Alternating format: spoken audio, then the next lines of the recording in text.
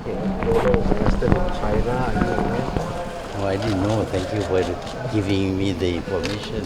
I hope he is arrested and brought back to Malaysia. Right, right. Malaysia and China do have an extradition treaty. We have no treaty on extradition, Okay. but that doesn't mean that China cannot hand over Jho Low to us. But are you aware of such a news, Tun?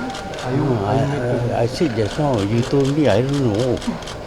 You are better informed than the Prime Minister of Malaysia. I don't think so.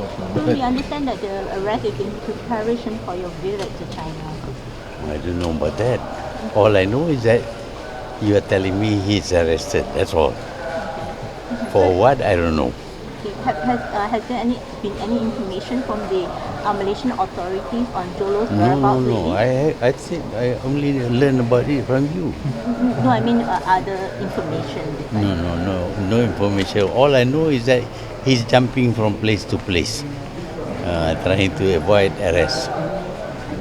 Okay. As far as your answers in Parliament earlier about the delivery of the 10 promises in 100 days, could you break down? You said there were several that are in progress, several that are completed. Could you provide us a breakdown of these promises? They cannot be done overnight. It takes time because we promise, but then we have to go according to the law. We must conform to the law because we believe in the rule of law.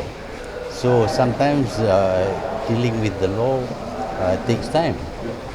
How do we overcome any obstruction caused by the law, or do we have to wait until some time? All these things take a little bit of time. We promise 100 days, but 100 days is our attention to the problems that we have identified. Which are the ones you think will take longer than 100 days? Well, there are certain things like to give $50 to the housewife. That thing we have to find out the situation in the country, the money, the laws that must be passed.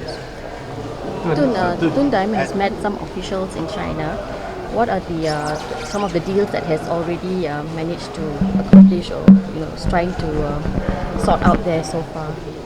I think what he's trying to do is to try to renegotiate the loans and the contracts that we have given to Chinese companies, because we find that they are very costly and part of the money is not really needed.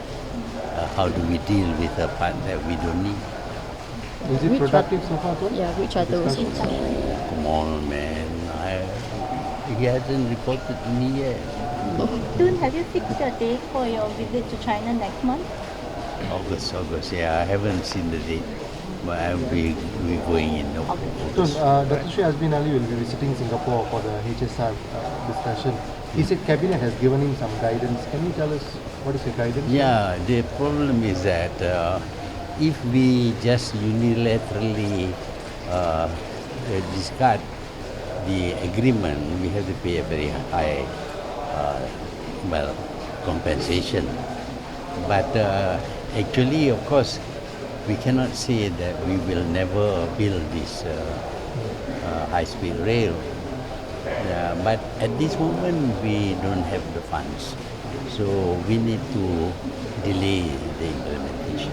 So the topic is deferment when the discussion is happening. Yeah, they will talk about, because Singapore wants to know what actually is our stand. Okay. But officially now we have sent a minister to talk. So on I think the question time they asked you about royalties to all the royalties estates. So the Pakistan manifesto says 20% for Sabah and Sarawak and all. Yeah, for all. So it will be raised to 20%.